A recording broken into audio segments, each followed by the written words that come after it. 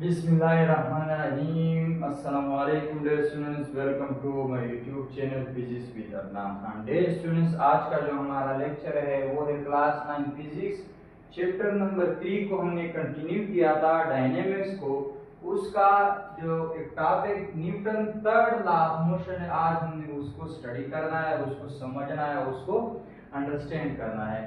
ये first law second law जो था उसको हमने अंडरस्टैंड कर लिया था। उसकी जो वीडियो है वो मैंने अपने चैनल पर अपलोड की है, आप वहां पे जाकर उनको देख सकते हैं। तो आज हमने थर्ड लॉ जो न्यूटन का है इसको समझना है। ठीक है, थर्ड लॉ न्यूटन का जो था वो क्या कहता है, उसकी स्टेटमेंट क्या है, उसको जो है या उसका मैथमेटिकल फॉर्म क्या है, उसको आज हमने समझना है। ठीक है, तो सबसे पहले अगर हम बात करें न्यूटन के थर्ड लॉ स्टेटमेंट की, स्टेटमेंट क्या है, ये लॉ क्या कहता है।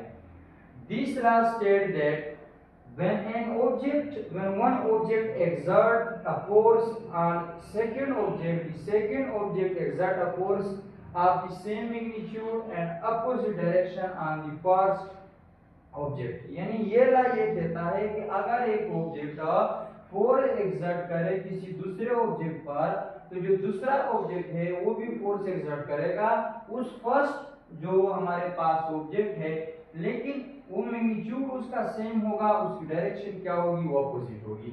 यानी एक ऑब्जेक्ट अगर किसी दूसरे बॉडी पर फोर्स अप्लाई करता है, फोर्स एक्सर्ट करता है, तो दूसरा ऑब्जेक्ट भी पहले यानी फर्स्ट ऑब्जेक्ट पर फोर्स एक्सर्ट करेगा, लेकिन उसकी डायरेक्शन क्या होगी, अपोजिट होगी। अच्छा, अब इसका एक और स्टेटमेंट हम शॉर्टकट ये भी जो है ले सकते हैं, या ये भी अक्सर जो है इसको एक्सप्लेन, इससे भी हम एक्सप्लेन करते हैं कि to every action there is always an equal and opposite reaction. कि हमारे पास हर एक्शन का एक रिएक्शन होता है, लेकिन अपोजिट डायरेक्शन में। ठीक है, यानी to every action there is always an equal and opposite reaction. Equal and opposite reaction होता है किसी एक्शन का always an equal and opposite reaction होता है, ये भी आप कह सकते हैं।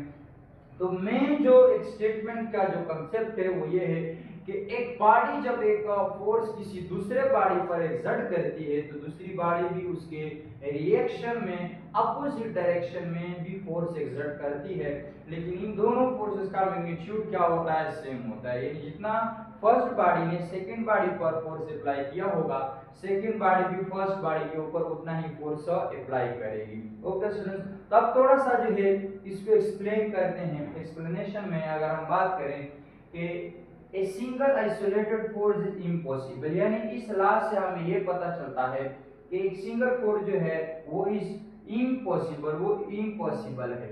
ठीक है, या अगर हम दूसरे अल्फाज में ये कह सकते हैं, in other word we can say that if a body exerts some force on another body, कि अगर एक बॉडी किसी दूसरे बॉडी पर कुछ फोर्स जो है वो एक्सर्ट करती है, then the second body will also exert an equal and opposite force on the first body।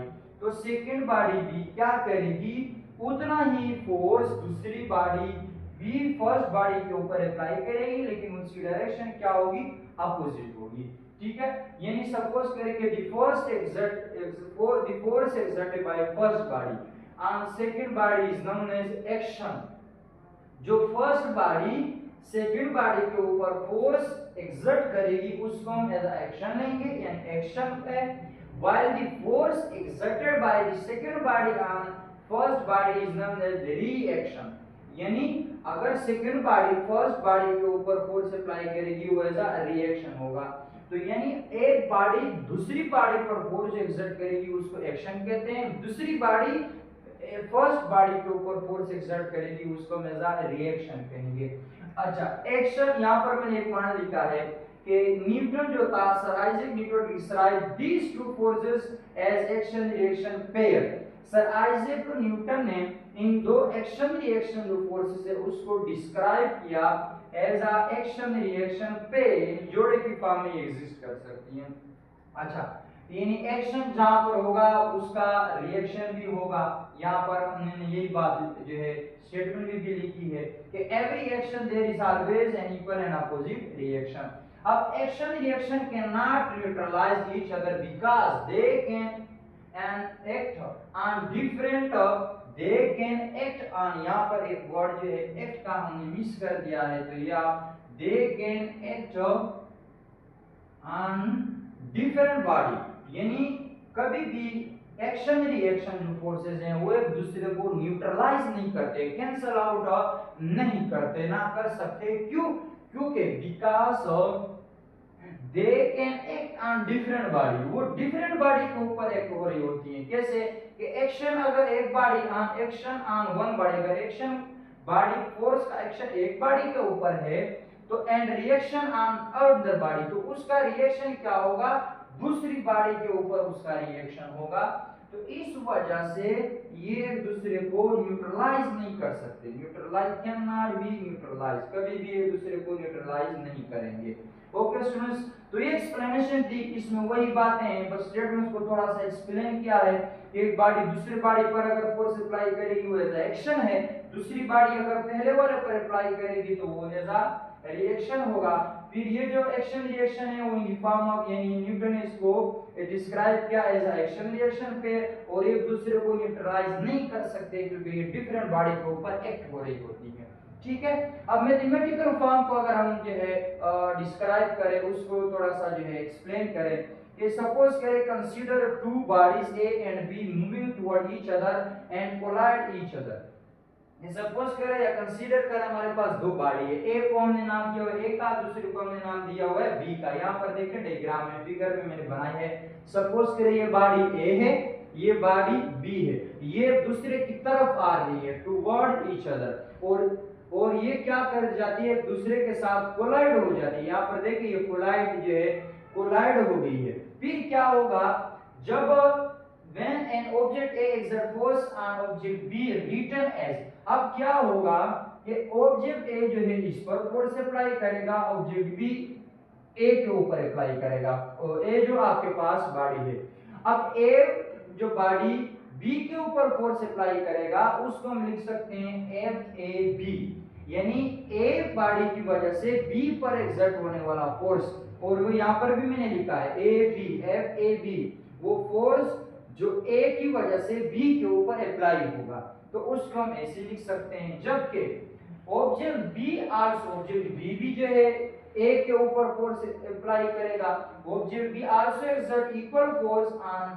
Object A written as, अब उसको हम कैसे लिखेंगे, तो उसको FBA लिखेंगे, यानी B की वजह से A के ऊपर जो फोर्स अप्लाई होगा उसको हम लिखेंगे BA, but in opposite direction, यानी अगर A की वजह से B के ऊपर जो फोर्स अप्लाई हो रहा है उसकी डायरेक्शन ये है, जिसको हमने लिखा है AB, B की वजह से A के ऊपर जो फोर्स अप्लाई होगा उसको हम FBA का यही नाम दे रहे हैं, तो वो उसकी डायरेक्शन जो है उसके अपोजिट होगी, यानी A की वजह से B के ऊपर जो फोर्स अप्लाई हो रहा है उसकी डायरेक्शन ये है इस साइड पे, B की वजह से A के ऊपर जो फोर्स एक्सर्ट होगा उसकी डायरेक्शन ये है।